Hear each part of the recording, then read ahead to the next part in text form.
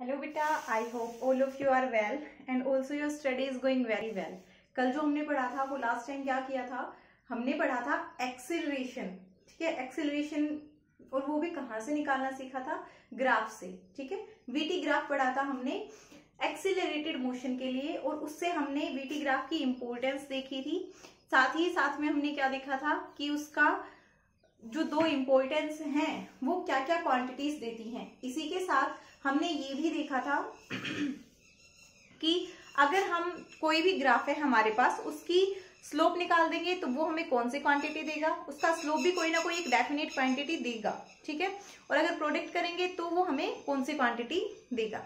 ठीक है, तो इसी तरह उसमें हमने पोजीशन टाइम ग्राफ में देखा था कि पोजीशन टाइम ग्राफ में अगर हम करेंगे तो डिस्प्लेसमेंट इनटू टाइम कोई भी क्वांटिटी नहीं देता है, बिकॉज फिजिक्स में ऐसी कोई क्वांटिटी होती ही नहीं है। ठीक है, अब नेक्स्ट हम एक और चीज देख लेते हैं कि आप लोगों के पास ग्राफ होते कैसे हैं। मैथ्स में आप लोग अच्छे से पढ़ लोगे, बट जितना फिजिक्स में हम यूज करेंगे उतना हम देख लेते हैं कि various shapes of different graphs क्या क्या होती हैं। तो देखो, पहला हमारे पास इनवर्स ग्राफ। ठीक है, इनवर्स ग्राफ मतलब एक चीज बढ़ रही है, दूसरी चीज कम हो रही है, y इक्वल्स टू 1/x, ये कुछ इस टाइप का बनता है। ठीक है, इनवर्स ग्राफ कुछ ऐसा बनेगा। ओके, अगर आपके पास एक चीज, जब भी हमें ग्राफ निकालना होता है ना, तो हम कैसे निकालते हैं, जैसे देखो v equals to u plus A T. अब हमें क्या निकालना था, हमें इससे वीटी ग्राफ बनाना है। इसका एग्जांपल हम ले लेते हैं, हमें इससे क्या बनाना है, वीटी ग्राफ। और इनिशियल जो वेलोसिटी है हमने वो क्या मानी है, 0। v equals to A T, initial velocity हमने 0 मानी है, तो मतलब ऑब्जेक्ट यहां से स्टार्ट हो रहा है। इसके बाद अगर मैं इस a को कांस्टेंट मान लूं, ये क्या हो मेरे पास, कांस्टेंट, तो हमें पता है कि b को क्या लिख सकती हूँ, फिर मैं उसके साथ ही प्रोपोर्शनल टू t, मतलब b क्या होगा, t के प्रोपोर्शनल होगा अगर a क्या है, कांस्टेंट है। तो जैसे जैसे t बढ़ेगा वैसे वैसे v भी बढ़ेगा। ये ग्राफ बन गया। तो ये ग्राफ होता है हमारे पास एक स्ट्रेट लाइन का। अगर आपको कोई भी ऑब्जेक्ट है, उसके लिए कोई इक्वेशन गिवन है और वो एक स्ट्रेट लाइन की इक्वेशन है। स्ट्रेट लाइन की इक्वेशन 10th में आप लोगों ने पढ़ी होगी, y equals to mx plus c, ये होती है स्ट्रेट लाइन की इक्वेशन, जहां पर y और x तो क्या होते हैं, कोऑर्डिनेट्स होते हैं, m क्या होता है, स्लोप होता है। स्लोप मतलब change along y axis upon में चेंज अलोंग x एक्सिस, और c होता है कोई भी कांस्टेंट। ठीक है, वो, और ये भी कौन सा कांस्टेंट होता है, y इंटरसेप्ट होता है। ठीक है, मतलब y एक्सिस पर कहां से इक्वेशन को कट कर रहा है, ठीक है, कहां से लाइन को कट कर रहा है, कहां से स्टार्ट हो रहा है, उसकी वैल्यू हमें बताता है c। अगर ये यहाँ पर प्लस c है तो लाइन के ऊपर से स्टार्ट करेगा, और अगर कोई माइनस में वैल्यू है तो वो लाइन के नीचे से स्टार्ट करेगा।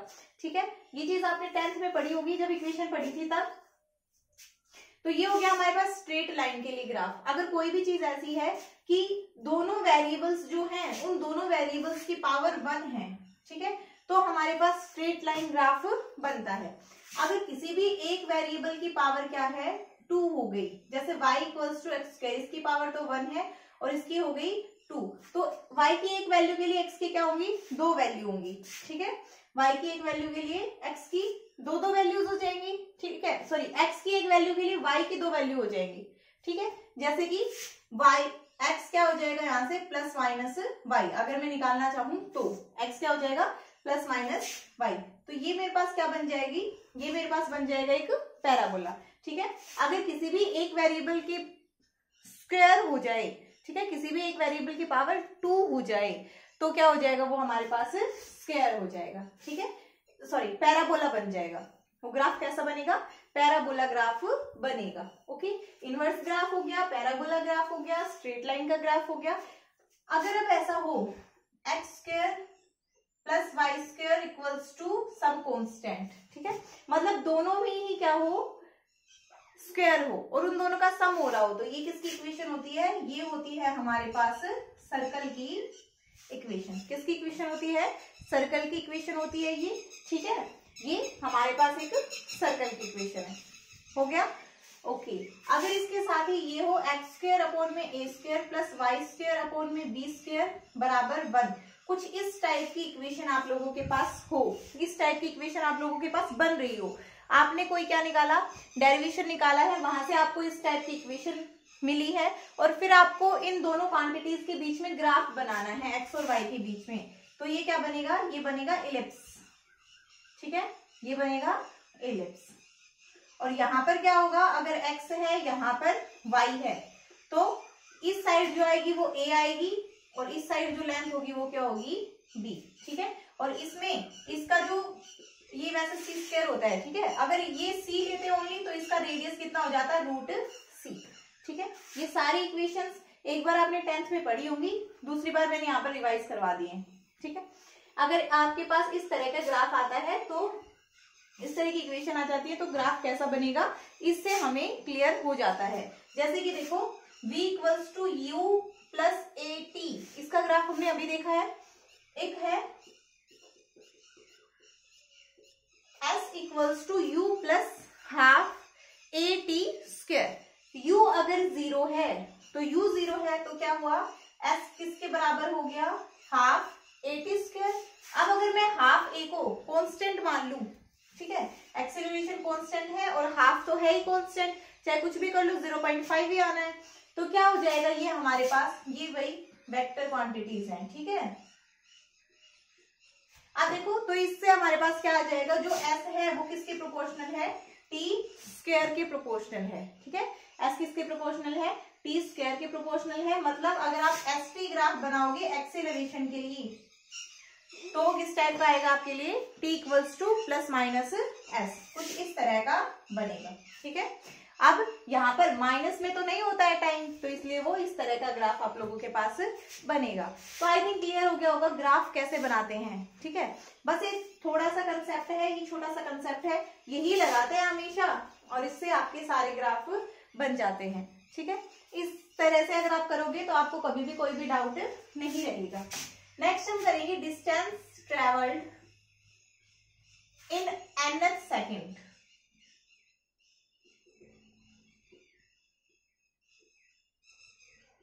डिस्टेंस ट्रेवल्ड इन nth सेकेंड। अब nth सेकेंड में किसी भी ऑब्जेक्ट ने कितना डिस्टेंस ट्रेवल किया है, और कंपटीशन फोकस जब भी आप दोगे ना, तो कॉम्पिटिटिव एग्जाम्स का जो एग्जामिनर होता है ना, उसका ये बहुत ही फेवरेट क्वेश्चन होता है, ठीक है। मतलब ये कंसेप्ट पक्का डालता ही डालता है। उसे अगर बच्चे की पूरी नॉलेज लेनी है कि हाँ भाई उसने ये जो इक्वेशन ऑफ मोशंस पढ़ी है इसकी कंप्लीट नॉलेज है या नहीं, तो ये क्वेश्चन यहाँ से उठा के डाल देता है, तो उसे साफ पता चल जाएगा अगर क्वेश्चन सही है तो बच्चे को नॉलेज है, नहीं है तो नहीं है। अब देखो यहाँ पर उसको क्या करना पड़ेगा, यहाँ पर जो मेन एक इक्वेशन मानते हैं ना, वो क्या मानते हैं, s equals to u t plus half A T square. इस वाले क्वेश्चन के लिए जो मेन इक्वेशन है वो क्या है, s equals to u t plus half A T square, ठीक है। ये इक्वेशन है हमारे पास, और ये जो इक्वेशन है इसी का यूज करके हम निकालेंगे डिस्टेंस ट्रेवल्ड इन nth सेकेंड, ठीक है, कि nth सेकेंड में किसी भी ऑब्जेक्ट ने कितना डिस्टेंस या फिर डिस्प्लेसमेंट ट्रेवल किया है, ठीक है। तो ये हम इस इक्वेशन का यूज करके निकालेंगे ये वैल्यू। अब देखो हमें पता है कि ये जो वैल्यू होती है, ये जब हमने इक्वेशन निकाली थी तो ये जो s होता था, ये क्या होता था, कंप्लीट कितना डिस्प्लेसमेंट उसने ट्रेवल किया, t टाइम में कितना डिस्प्लेसमेंट उसने ट्रेवल किया, t सेकंड में कितना डिस्प्लेसमेंट ट्रेवल किया, यही देता है ना। तो Sn क्या हो जाएगा, un plus half a n square, ठीक है। मैंने क्या किया, t की जगह क्या ले लिया, n सेकेंड्स, यहाँ पर t सेकेंड्स था वो क्या कर दिया मैंने, n सेकेंड्स कर दिया, तो ये मेरे पास क्या हो गया, distance travelled in n seconds. आप लोग लिखोगे ये बात, distance travelled in n seconds is given by this, equation number first. Second है distance travelled in n minus 1 seconds, un, सही है ये, तो un minus 1 plus half a n minus 1 square. अब ये क्या निकाला मैंने, ये निकाला n माइनस 1 सेकेंड्स में ऑब्जेक्ट ने कितना डिस्टेंस ट्रेवल किया। मुझे क्या निकालना है, मैडम आप ये रामायण क्यों लिख रहे हो, हमें तो nth सेकेंड में चाहिए। मतलब जैसे कि मैं ये पूछ लूं कि 9वीं सेकेंड में उसने कितना डिस्टेंस ट्रेवल किया, ठीक है, तो 10 सेकेंड में जितना किया उसमें से माइनस कर दो 9 सेकेंड में कितना किया, तो 9वीं सेकेंड में कितना हुआ, ये आ गया ना, जब 9 से 10 तक गई तो 9 सेकंड चल रही थी ना, तो 10 सेकंड में कितना किया उसमें से माइनस कर दो, 9 सेकंड में कितना किया, तो क्या आ गई आपके पास 9 सेकंड में कितना डिस्प्लेसमेंट या डिस्टेंस ट्रेवल किया उसने। देखो यहाँ पर है n-1 सेकंड टाइम और यहाँ पर है n सेकंड टाइम। आपको निकालना है कि nth सेकंड में उसने कितना डिस्टेंस ट्रेवल किया, ठीक है। nth सेकंड में कितना डिस्टेंस ट्रेवल किया, तो n-1 सेकंड में कितना किया, n-1 सेकंड में उसने कितना किया, और सॉरी वहां पर 10 सेकंड के लिए था बेटा, ठीक है, 10 सेकंड के लिए निकालेंगे, तब हम करेंगे 10 में से 9 को माइनस, ओके। ये और ये किसके लिए है, n सेकंड्स के लिए, ठीक है। तो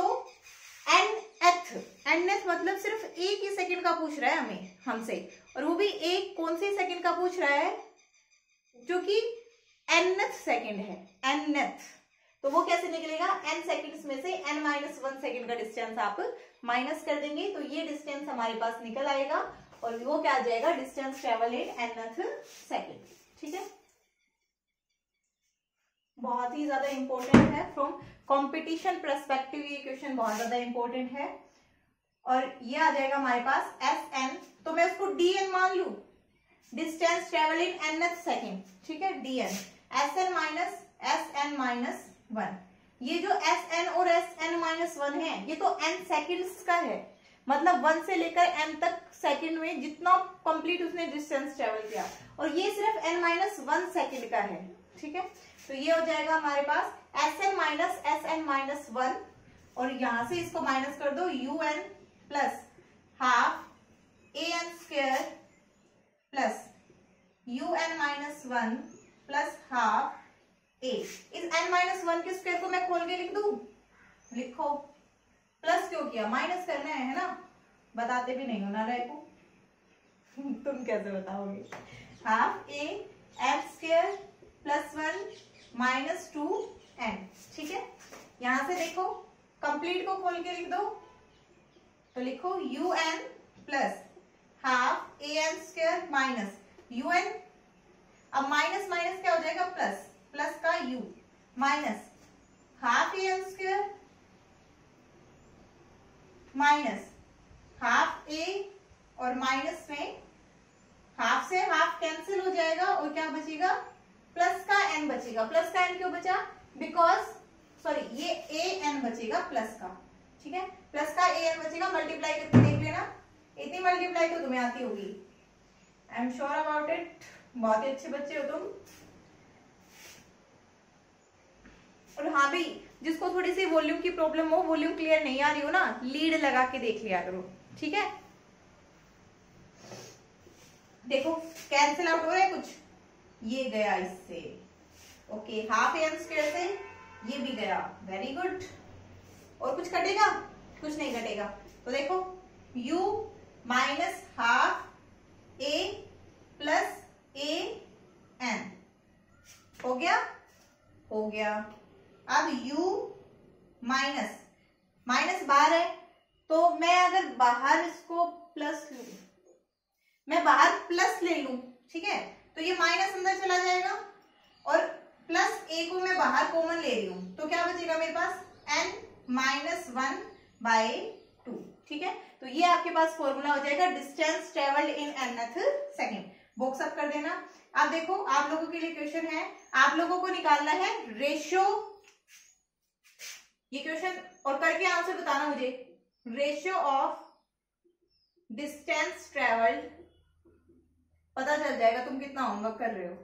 distance travelled in 3rd second to 4th second, to 4th second. This one is question for you as homework, और ये आप लोगों को करना है, ठीक है। नेक्स्ट जो है हमारे पास, अब हम करेंगे ग्राफिकल मेथड से इक्वेशन ऑफ मोशंस को डिराइव।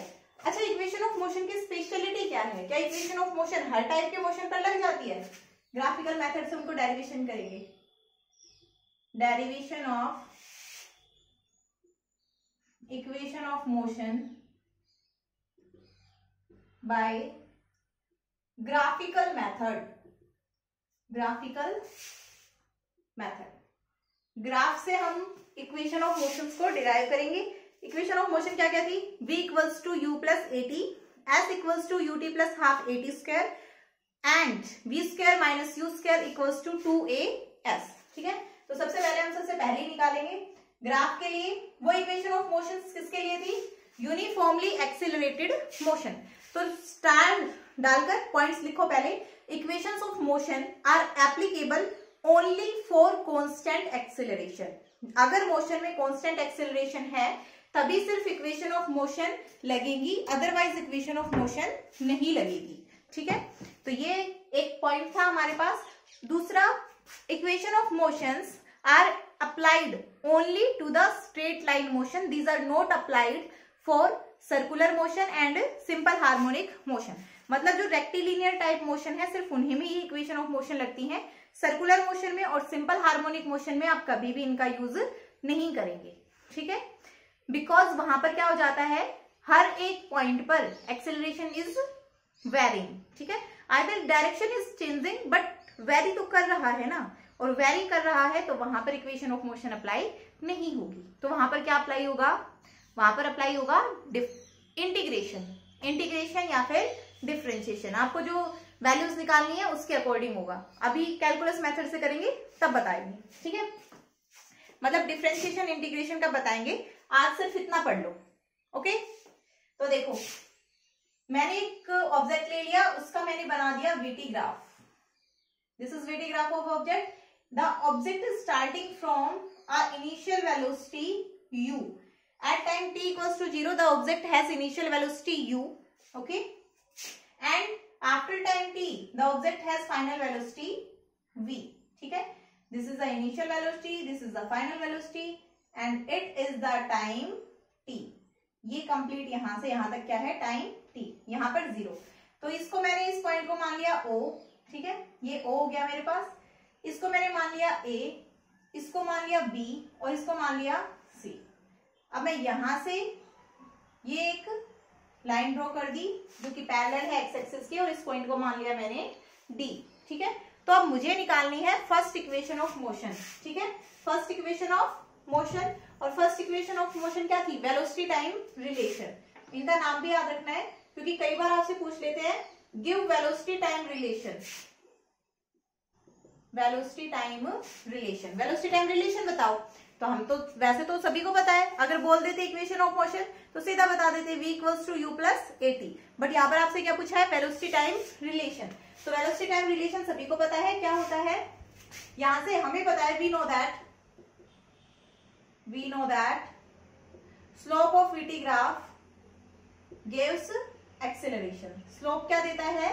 एक्सेलरेशन देता है। तो निकाल दो यहां से, स्लोप निकाल दो a। स्लोप क्या हो जाएगा? यहां से देखो कितना चेंज हो रहा है? y एक्सिस में अपॉन में कितना चेंज हो रहा है?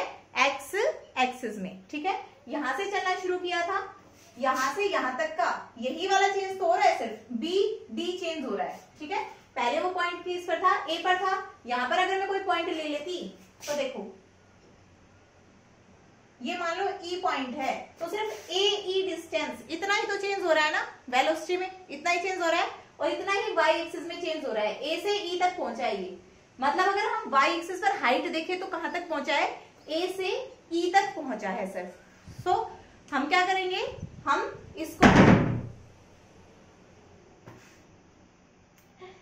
क्या करेंगे? हम ये वाला चेंज लेंगे, अपॉन में हम कर देंगे डिवीजन x एक्सिस में कितना चेंज है उससे। करो, y एक्सिस में कितना चेंज है? किसके बराबर है? d के बराबर स्लोप, और x एक्सिस में है o c के बराबर। ठीक है, अब b d कितना है? टोटल कितना है? v minus u। ठीक है, टोटल v है। अगर मैं इस कंप्लीट में से o e में से o a घटा दूं तो क्या बच जाएगा मेरे पास? a e बच जाएगा ना। करके दिखाऊं क्या? एक एक कर ही देते हो, नालायक को तुम्हारा भरोसा नहीं है। बी डी है, ये बी डी किसके बराबर है? ए ई के बराबर, अपॉन में ओ सी। ठीक है, अब ये जो है ए ई, ये किसके बराबर है? ओ ई माइनस ओ ए अपॉन में ओ सी, और ये किसके बराबर हो गई? v minus u divided by t. ठीक है, आ गई, टी को इधर ले आओ, ए टी बराबर बी माइनस यू, यू को और इधर ले आओ, v equals to you plus A t. This is the first equation of motion. ठीक है, ये हो गया है। आई डोंट थिंक बेटा डाउट रहना चाहिए अभी। नेक्स्ट है आपके पास सेकंड जो है वो क्या थी, डिस्प्लेसमेंट या फिर position time relation. Position time relation, और पोजीशन टाइम रिलेशन क्या थी, s equals to u t plus half A T square. अब हमें ये डिराइव करनी है, तो हमें पता है एरिया क्या देता है, डिस्प्लेसमेंट हमें निकालना है, मतलब पोजीशन निकालनी है। तो पोजीशन क्या हो जाएगी, डिस्प्लेसमेंट किसके बराबर हो जाएगा, डिस्प्लेसमेंट या distance, area under the curve, area under the curve. इस पॉइंट के लिए, दोनों पॉइंट के लिए, टाइम इंटरवल के लिए जो एरिया वेलोसिटी टाइम ग्राफ ने इलैप्स कर रखा है वो क्या हो जाएगा हमारे पास, डिस्प्लेसमेंट हो जाएगा। तो टोटल एरिया क्या है, ओ ए बी और सी, टाइम एक्सेस के साथ हम लेते हैं ना, तो क्या हो जाएगा बराबर area of trapezium O A B C, B C. अब इसको मैं अगर और लिखना चाहूं तो कैसे लिख सकती हूं, area of triangle ADB, area of rectangle OCDA या फिर OADC plus area of triangle ADB। ठीक है, ये हो जाएगा हमारे पास रेक्टेंगल का एरिया, क्या आ जाएगा यहां से, OA प्लस मतलब into OC, OA into OC plus triangle का एरिया क्या होता है, जल्दी बोलो, half into base into height. ठीक है, हाफ इंटू बेस, बेस क्या है ट्रायंगल का, AD, AD इंटू हाइट क्या है, BD। ठीक है, BD नहीं है ये, BD। ठीक है, OA की जगह क्या लिख सकते हैं, U, OC की जगह क्या लिख सकते हैं, T हो गया, प्लस हाफ, AD की जगह क्या लिख सकते हैं, AD इसके बराबर है OC, OC इंटू BD की जगह क्या लिख सकते हैं, BD इसकी जगह क्या लिख सकते हैं, AE, AE। Okay, UT plus half, OC की जगह क्या लिख सकते हैं, T, और AE की जगह क्या लिख सकते हैं हम, AE की जगह क्या लिख सकते हैं, V माइनस में U लिख सकते हैं, V माइनस U लिख दिया। इसके साथ ही नेक्स्ट हम क्या कर सकते हैं, हम क्या कर देंगे, V की जगह जो हमने वैल्यू निकाली थी, या फिर क्या करो भाई, यहां से AE की या DB की वैल्यू निकाली लो। ठीक है, तो एक्सीलरेशन क्या होगा हमारे पास, अगर हम एक्सीलरेशन निकालना चाहेंगे तो वो क्या हो जाएगा, BD upon AD, BD upon AD, slope के बराबर होता है ना, तो BD किसके बराबर आ जाएगा, A इंटू में T। ठीक है, तो इतना बड़ा पुट करने की बजाय सीधा यहां पर वैल्यू पुट कर दो BD की। ठीक है, BD की क्या हो जाएगा, फिर तो यहीं पर हो जाता है वैसे तो, है ना, AT, OC की जगह क्या रख सकते हैं, T, और एक T ये हो गया AT, मल्टीप्लाई कर दो UT plus half AT square. तो यही हमारी सेकेंड इक्वेशन ऑफ मोशन थी, S equals to UT plus half AT square. ठीक है, अब थर्ड इक्वेशन ऑफ मोशन, और थर्ड इक्वेशन ऑफ मोशन क्या है हमारे पास, डिस्प्लेसमेंट या फिर velocity position relation, velocity position relation या पोजीशन और velocity relation, position velocity relation, ये हमारे पास थर्ड इक्वेशन। डिस्प्लेसमेंट क्या है, area under the curve, area of trapezium OABC। ठीक है, क्योंकि हमें डिस्प्लेसमेंट और वेलोसिटी चाहिए। ठीक है, एक तो हमने ये मेथड किया कि हमने ट्रायंगल का एरिया, उसमें क्या कर दिया, रेक्टेंगल का एरिया ऐड कर दिया, वो हमारे पास क्या आ गया, कंप्लीट एरिया आ गया था। अब हमारे पास एक और भी तो मेथड है एरिया निकालने का ट्रेपीजियम का, और वो क्या है, क्या होता है एरिया, फॉर्मूला बताओ जल्दी से, half into sum of parallel sides into separation between them. या perpendicular distance between them,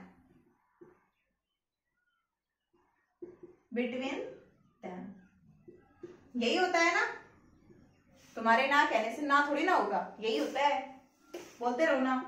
half sum of parallel sides, parallel sides कौन सी हैं, एक तो ए ओ है और दूसरी क्या है बी सी, लिख दो A O plus B C. Perpendicular distance कितनी है इन दोनों के बीच में, ये ए डी, तो इसको मैं ओ सी लिख दूं, O C is the perpendicular distance between them, into में ओ सी। ठीक है, अब देखो हमारे पास हम और क्या कर सकते हैं, यहां से ओसी तो किसके बराबर आएगा, टाइम के बराबर आएगा, और हमें तो टाइम चाहिए नहीं, तो हम क्या करेंगे ओसी की वैल्यू निकालेंगे और किसी फॉर्म में।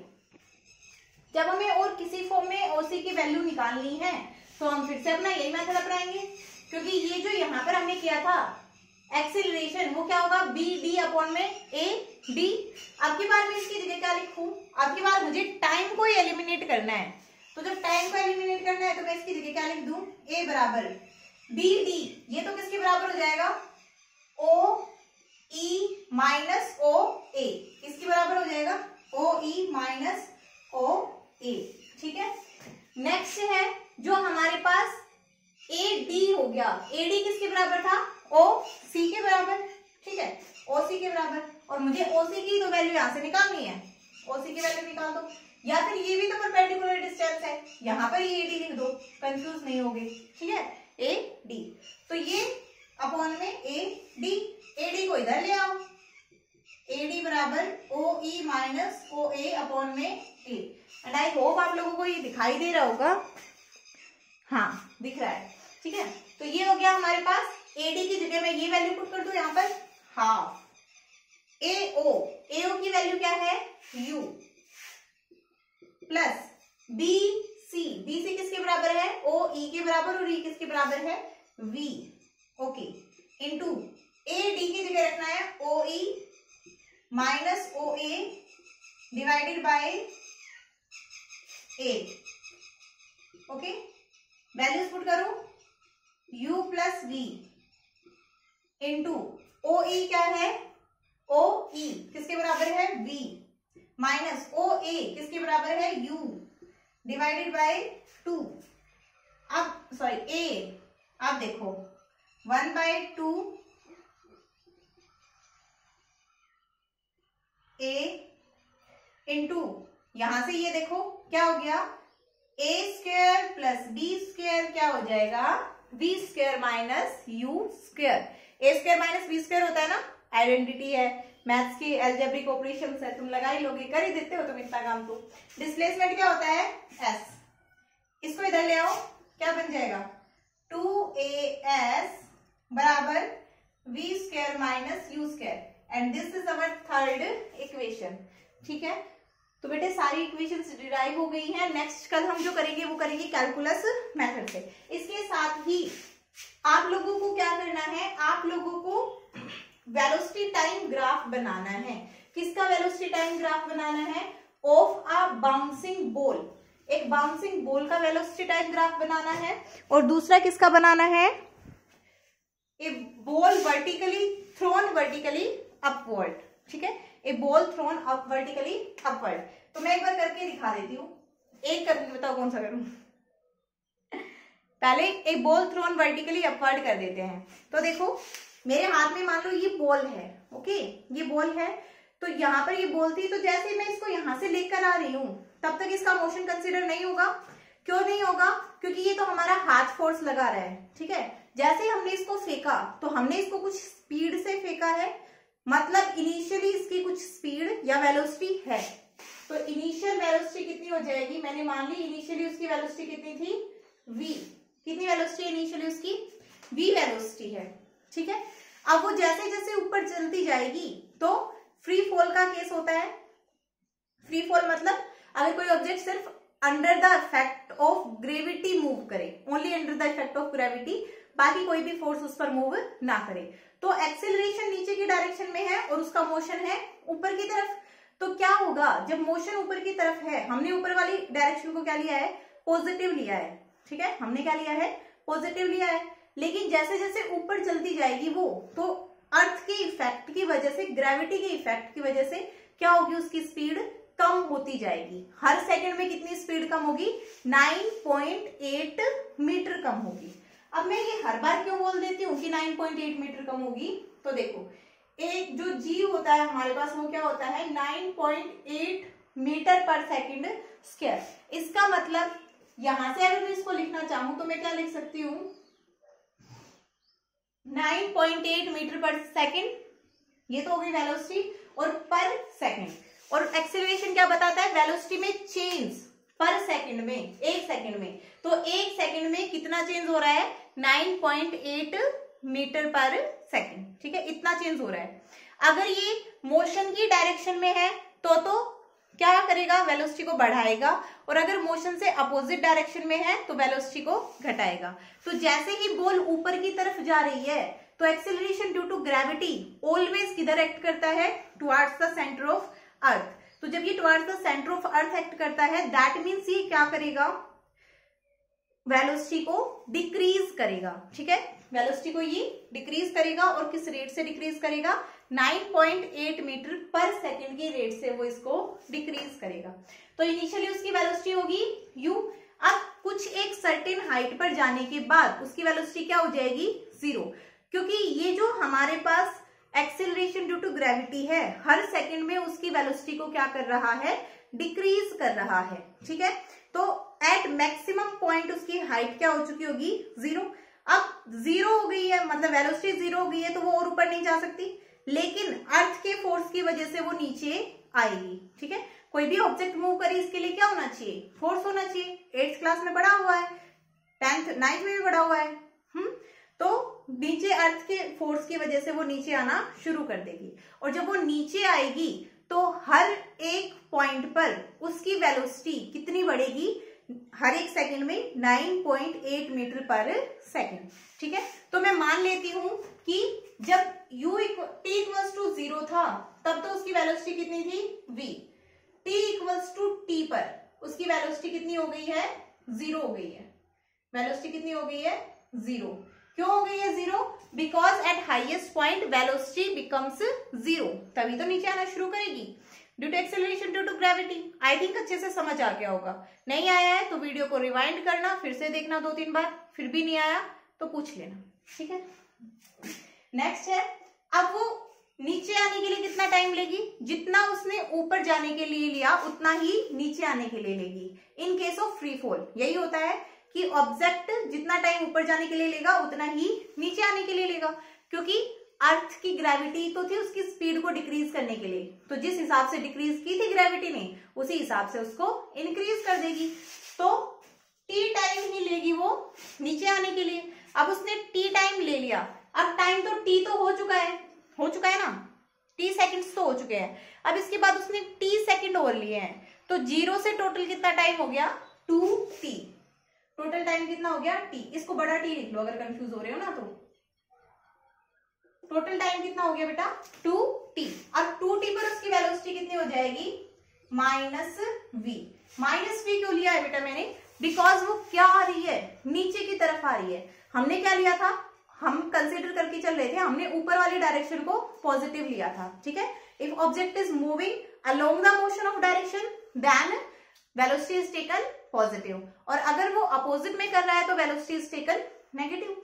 तो हमने तो ऊपर फेंका था, तो हमारी तरफ से मोशन की डायरेक्शन कहाँ है, ऊपर की तरफ है, इसीलिए वेलोसिटी क्या होगी, हम ऊपर वाली वेलोसिटी को क्या लेंगे, पॉजिटिव।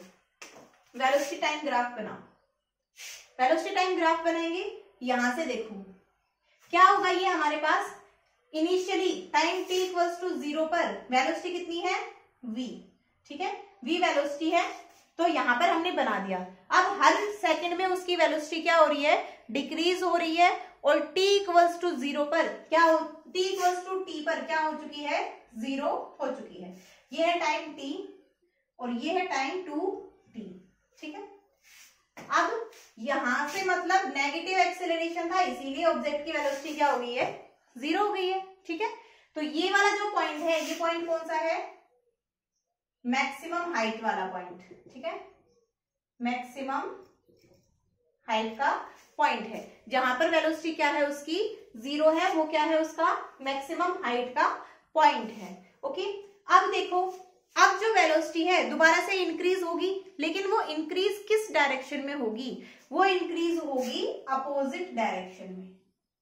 किसमें होगी, अपोजिट डायरेक्शन में, नेगेटिव डायरेक्शन में। तो इसीलिए ये क्या हुई है, -v तक पहुंच जाएगी। ठीक है, ये यहां तक -v तक पहुंच जाएगी टाइम t2 में। ठीक है, t2 टाइम में कहां तक पहुंच जाएगी, -v तक। आई थिंक क्लियर हो गया होगा ग्राफ। अगर नहीं हुआ है तो एक बार फिर से देखना, पूरा कंसेप्ट अच्छे से समझा दिया है कि हम जब ग्राफ ड्रॉ करते हैं तो हम क्या देखते हैं, कब वेलोसिटी पॉजिटिव है कब नेगेटिव है, वो एक अलग कंसेप्ट है। दूसरा इंक्रीजिंग डिक्रीजिंग वाला अलग है। जब बॉल ऊपर गई तब उसकी वेलोसिटी वैसे तो पॉजिटिव थी लेकिन डिक्रीज होती जा रही थी। ठीक है, वैसे तो पॉजिटिव थी बट डिक्रीज होती जा रही थी। ठीक है, अब जब वो नीचे आने लगी तो वैसे तो वो नेगेटिव है, वेलोसिटी तो नेगेटिव है, लेकिन उसकी वेलोसिटी इंक्रीज होती जा रही है। अच्छा ठीक है, एक एग्जांपल लेते हैं डे टू डे लाइफ से। जब कोई इंसान अच्छा काम करता है, पॉजिटिव थॉट्स के साथ रहता है, तो वो क्या होता है, उसको इतनी जल्दी सक्सेस नहीं मिलती, दुनिया उसको टॉर्चर करती रहती है, और एक पॉइंट पर क्या होता है, मान लेते हैं उसके सारे पॉजिटिव थॉट खत्म हो गए। ठीक है, तो ये इंसान था पॉजिटिव थॉट से भरा हुआ था। ठीक है, अब जैसे जैसे वो ऊपर जाने लगा, एक सक्सेस की तरफ बढ़ने लगा, तो क्या हुआ, हम सिर्फ बता रहे हैं कि पॉजिटिव थॉट्स में और टाइम में उसकी कितनी वेरिएशन हुई, टाइम के साथ उसके पॉजिटिव थॉट्स में कितनी वेरिएशन हुई है। ठीक है, तो पॉजिटिव थॉट से भरा हुआ था। पॉजिटिव थॉट्स जैसे जैसे वो ऊपर चढ़ने लगा, सक्सेस की तरफ जैसे आगे बढ़ने लगा, तो उसके पॉजिटिव थॉट्स क्या होने लग गए, खत्म होने लग गए। क्यों खत्म होने लग गए, क्योंकि दुनिया उसे टॉर्चर करने लग गई। ठीक है, तो दुनिया टॉर्चर करने लग गई तो उसके पॉजिटिव थॉट क्या होने लग गए, खत्म होने लग गए। यहां पर ये दुनिया क्या है, बॉल के केस में ग्रेविटी। ठीक है, पॉजिटिव थॉट क्या है, पॉजिटिव थॉट क्या है, वेलोसिटी है। ठीक है, वो पॉजिटिव थॉट से भरा हुआ था। बॉल क्या है यहाँ पर, वो पर्सन है। ओके, दुनिया क्या है, ग्रेविटी। बॉल के केस में दुनिया क्या है, ग्रेविटी है। ठीक है, ओके, ये तीन चीजें हैं। और जैसे वो ऊपर जा रहा है, हाइट पर जा रहा है, थ्रोन वर्टिकली अपवर्ड, तो वो अपनी जिंदगी में आगे बढ़ रहा है। Throne vertically upward, ball is moving upward, ball is moving upward, ऐसे लिख लो ना, ball is moving vertically upward. तो पर्सन क्या कर रहा है, अपनी जिंदगी में आगे बढ़ रहा है, आदमी जिंदगी में आगे बढ़ रहा है।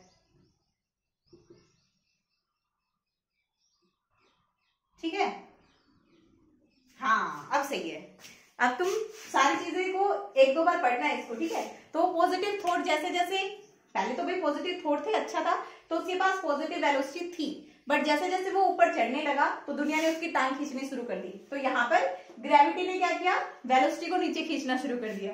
ठीक है, हर एक सेकंड में 9.8 मीटर पर सेकंड की स्पीड से वेलोसिटी को घटाने लगी। ठीक है, तो एक पॉइंट आएगा इंसान की लाइफ में जब उसके सारे पॉजिटिव थॉट खत्म हो जाएंगे। क्यों, क्योंकि उस गोल को बाहर से कोई फोर्स नहीं मिल रहा। जैसे कि इंसान को बाहर से कुछ भी पॉजिटिव थॉट नहीं मिल पा रहे, कोई भी अच्छा इंसान नहीं है उसके साथ में जो उसको पॉजिटिव थॉट्स दे सके, सारे बेकार हैं, सारे नेगेटिव देने वाले हैं, सब उससे जलते हैं। ठीक है, तो क्या हुआ, हमारे पास जो पर्सन था वो दुनिया की वजह से, ग्रेविटी की वजह से एक पॉइंट पर जाकर उसके सारे पॉजिटिव थॉट खत्म। ठीक है, लेकिन उस पॉइंट पर वो अपनी जिंदगी की जो उसने मैक्सिमम हाइट देखी, मैक्सिमम सक्सेस देखी, वहां पर था। तो ये हो गया वो पॉइंट टाइम टी पर। उसके बाद क्या हुआ, वो नेगेटिव बातों में आने लग गया। ठीक है, अब नेगेटिव बातों में आने लग गया तो उसकी सक्सेस हुई, लेकिन किस डायरेक्शन में, नेगेटिव डायरेक्शन में। ठीक है, नेगेटिव डायरेक्शन में मतलब बुरे कामों में। तो बुरे कामों में उसकी बढ़ तो रहा है वो, तो 2t टाइम में, उतने ही टाइम में वो क्या हुआ, बढ़ गया। ठीक है, बढ़ गया उतने ही टाइम में, नेगेटिव डायरेक्शन में चला गया। अब उसके अंदर कुछ पॉजिटिव थॉट्स भी थे, तो वो सेम डायरेक्शन से नेगेटिव डायरेक्शन में बढ़ा, ज्यादा स्पीडली नहीं बढ़ा, सेम डायरेक्शन से बढ़ा। तो जितने टाइम में ऊपर पहुंचा था उतने ही टाइम में नीचे पहुंच गया। आई थिंक क्लियर हो गया होगा भाई, इससे ज्यादा अच्छे तरीके से तो क्या एक्सप्लेन हो सकता है। अब इसी तरह क्या है, आप लोगों को बनाना है बाउंसिंग बॉल का। ठीक है, बाउंसिंग बॉल का बनाना है। और अगर आप लोगों का बाउंसिंग बॉल का ग्राफ जैसा मैं बना रही हूँ वैसा नहीं बनता है, दैट मीन्स आप लोगों को कंसेप्ट समझ में नहीं आया है, ठीक है। बाउंसिंग बॉल का ग्राफ बनेगा ऐसा।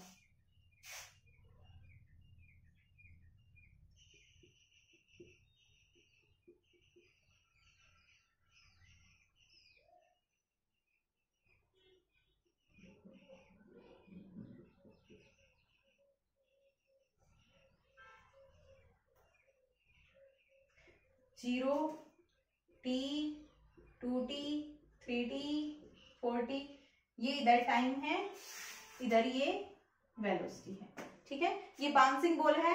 आप जब ऊपर जा रहे हो, वेलोसिटी जब ऊपर की तरफ जा रही है, जब बॉल ऊपर की तरफ जा रही है, तब आपको क्या लेना है, वेलोसिटी को पॉजिटिव, ठीक है।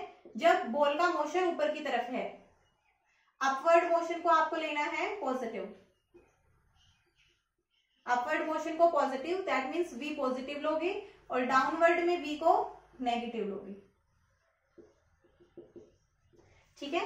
डाउनवर्ड में v को नेगेटिव लोगे, अपवर्ड में v को पॉजिटिव लोगे। अब बाउंसिंग बॉल के लिए क्या कंडीशन है, हमने बॉल को ऊपर की तरफ नहीं फेंका है, हमने बॉल को नीचे की तरफ फेंका है, ठीक है।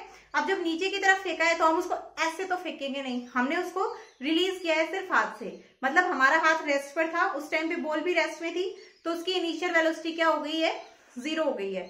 जैसे जैसे वो नीचे जा रही है तो उसकी वेलोसिटी क्या हो रही है, इंक्रीज हो रही है, ठीक है। अच्छा चलो मैं करवाई देती हूँ।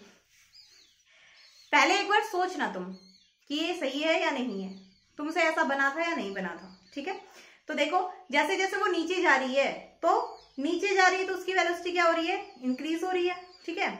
अब वो क्या करेगी, ग्राउंड तक पहुंचते पहुंचते उसकी वेलोसिटी कितनी हो गई, टी टाइम पे उसने क्या किया, ग्राउंड को स्टिक किया। ये ग्राउंड है, मैंने इसको यहां से फेंका, तो टी टाइम के बाद इसने क्या किया, ग्राउंड को स्टिक किया। इसकी वेलोसिटी नीचे की तरफ आ रही है तो क्या है, -v है। जैसे ही इसने ठोकर खाई, आदमी ने जैसे ही ठोकर खाई ऊपर की तरफ उठा, ठीक है, और उस पूरी वेलोसिटी के साथ उठा, जिस वेलोसिटी से वो गिरा था ना, उस पूरी वेलोसिटी के साथ उठा। मतलब जितनी नेगेटिव एनर्जी थी उसने ठोकर खाते ही सारी एनर्जी किसमें कन्वर्ट कर दी, पॉजिटिव एनर्जी में कन्वर्ट कर दी, ठीक है। तो ऐसा ही बॉल के साथ हुआ, बॉल की जितनी नेगेटिव वेलोसिटी थी पूरी की पूरी किसमें कन्वर्ट हो गई, पॉजिटिव वेलोसिटी में। जहां पर भी इमीडिएट डायरेक्शन चेंज होती है ना, जैसे पिछले केस में देखा था मैक्सिमम हाइट वाले पॉइंट पर, वहां पर वेलोसिटी क्या होगी, 0 होगी ही होगी, ठीक है। तो अब बॉल यहां पर है -v, यहां पर वेलोसिटी कितनी है, -v, तो एग्जैक्टली ऐसे तो 0 नहीं हो सकती -v, ठीक है। तो क्या हुआ, तुरंत ये -v कितनी वेलोसिटी ले लेगी, तुरंत की तुरंत +v ले लेगी, ठीक है। बिल्कुल कुछ भी टाइम नहीं लगाएगी, +v ले लेगी। तो अब देखो दोनों का सम करके देखो कितनी हो गई, 0। मतलब एट टर्निंग पॉइंट वेलोसिटी क्या थी, 0 थी। 0 कैसे हुई, -v किसमें कन्वर्ट हो गई, +v में। आदमी ठोकर खाते ही तुरंत पूरी स्पीड से उठा और पॉजिटिव थॉट्स के साथ उठा, ठीक है। अब पॉजिटिव थॉट्स के साथ उठा तो वो मैक्सिमम उसमें पॉजिटिव थॉट्स आ चुके थे, मैक्सिमम एनर्जी आ चुकी थी, ठीक है। अब जैसे ही वो मैक्सिमम एनर्जी के साथ काम करने लगा, फिर वो ऊपर की तरफ जा रहा है, और भाई ऊपर जाएगा, ठीक है। यहां फिर उसका मोशन क्या हो गया, तो ये जो यहाँ पर वेलोसिटी है ना, ये किस पॉइंट की है, जो ग्राउंड है जहां पर वो टकराई है, वहां पर 2 वेलोसिटी होंगी। किस टाइम पर, टी टाइम पर अगर वो ग्राउंड से टकराई थी तो वहां पर 2 वेलोसिटी होंगी। जब टकराई तब -v, ऊपर जाने लगी तब +v, ठोकर खाई तब नेगेटिव विचार थे तब ठोकर खाई, ठोकर खाते ही पॉजिटिव विचार में भर गया। अब भर गया तो पॉजिटिव एनर्जी में पहुंच गया है। अब जब पॉजिटिव एनर्जी के साथ वो काम करने लगा, ऊपर जाने लगा, ऊपर जाने लगा, तो फिर उसकी पॉजिटिव एनर्जी खत्म होने लगी। पॉजिटिव एनर्जी खत्म होने लगी तो फिर से जब मैक्सिमम हाइट पर पहुंच गया, 2t टाइम में मैक्सिमम हाइट पर पहुंच गई वो बॉल, ठीक है। अब जब मैक्सिमम हाइट पर पहुंच गई वो बॉल, तो क्या होगा, हमारे पास वेलोसिटी जो पॉजिटिव विचार थे वो उसके 0 हो चुके हैं, ठीक है। तो ये वाला जो पॉइंट है टी टाइम पर, टी टाइम पर तो बॉल कहां पर है, टी टाइम पर ball is on ground, ball is on ground, और 2t टाइम पर कहां पर है, मैक्सिमम हाइट पर, मैक्सिमम हाइट पर है। मैक्सिमम हाइट पर v क्या होती है, ऑलवेज 0, ठीक है। ग्राउंड पर 2 वेलोसिटी है उसकी। अगर मैं इसके लिए आप लोगों के पास टेबल बनाना चाहूं तो क्या टेबल बनेगी, इधर मैंने t ले लिया, इधर v। तो जब t इक्वल्स टू 0 था तो v भी क्या था, 0। t इक्वल्स टू t पर बॉल नीचे की तरफ जा रही है, ग्राउंड की तरफ, वेलोसिटी बढ़ती जा रही है, लेकिन हमने माइनस ली। क्यों?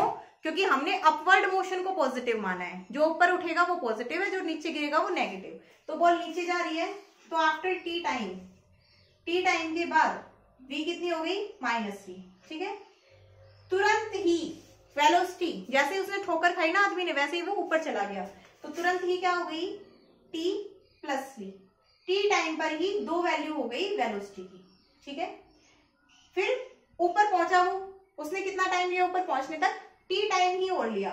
तो टी टाइम तो ये था और टी टाइम और लिया, इन दोनों, ये है ना, मतलब बोलते हैं ना आंखें ब्लिंक हुई, इतने में उसने चेंज कर लिया। तो ये वो कंडीशन है, आंखें ब्लिंक हुई, इतने में वो चेंज कर गया। तो ये टी टाइम ही है। अब टी टाइम के बाद उसने ऊपर तक जाने के लिए टी टाइम और लिया, तो वो ऐड होगा 2t, और 2t पर वेलोसिटी कितनी हो जाएगी, 0, क्योंकि मैक्सिमम हाइट पर पहुंच चुका है। मैक्सिमम हाइट पर पहुंचने के बाद 0 वेलोसिटी हो चुकी है, नीचे आना शुरू कर देगा। तो नीचे कितनी देर में आएगा, वो कितनी देर में पहुंचेगा, 3t। टी टाइम ही और लेगा नीचे पहुंचने के लिए, और 3t पर उसकी वेलोसिटी कितनी होगी, -v। अब 3t पर वो बॉल ग्राउंड से टच कर रही है, तो टच करते ही उसकी वेलोसिटी क्या हो जाएगी, पॉजिटिव। इसी तरह फिर वो ऊपर जाने लगेगी, तो 4t पर क्या हो जाएगी, फिर से 0। तो ये ग्राफ था, आई थिंक अच्छे से समझ में आ गया होगा। कोई डाउट है तो आप लोग पूछ सकते हो, और बहुत ही ज्यादा जरूरी है। और ये कैसा है, इलास्टिक केस है, इलास्टिक केस है। ठीक है, मतलब एनर्जी बिल्कुल भी इसमें कंज्यूम नहीं होती है। ओके, अब आपको अगर बाउंसिंग बॉल के लिए, आपके लिए घर के लिए क्या होमवर्क है, आपको बाउंसिंग बॉल के लिए बनाना है पोजीशन टाइम ग्राफ। ठीक है, बाउंसिंग बॉल के लिए पोजीशन टाइम ग्राफ आप लोगों को बनाना है। और एक्सेलरेशन टाइम ग्राफ क्या आएगा, एक्सेलरेशन टाइम ग्राफ वो क्या आएगा, बताओ। एक स्ट्रेट लाइन आएगी, अब किसके पैरेलल आएगी, और वो स्ट्रेट लाइन इस वीटी ग्राफ में ऊपर की तरफ आएगी या नीचे की तरफ आएगी, ये तुम्हें बताना है। ठीक है, दोनों ग्राफ्स के लिए, एक्सेलरेशन टाइम ग्राफ के लिए, एक्सेलरेशन अगर तुम्हें शो करना हो तो कैसे होगा, ये तुम्हें बताना है। ठीक है, acceleration time graph, acceleration time के साथ कैसे चेंज हो रहा है। तो क्या एक्सेलरेशन चेंज हो रहा था, नहीं, एक्सेलरेशन क्या था, कांस्टेंट था। मतलब क्या आएगी, straight line parallel to time axis, कितने टाइम के लिए ऊपर आएगी, कितने टाइम के लिए नीचे, ये तुम्हें बताना है। ठीक है, आई थिंक आज का तो बहुत ज्यादा इंटरेस्टिंग रहा। कल हम करेंगे कैलकुलस मेथड।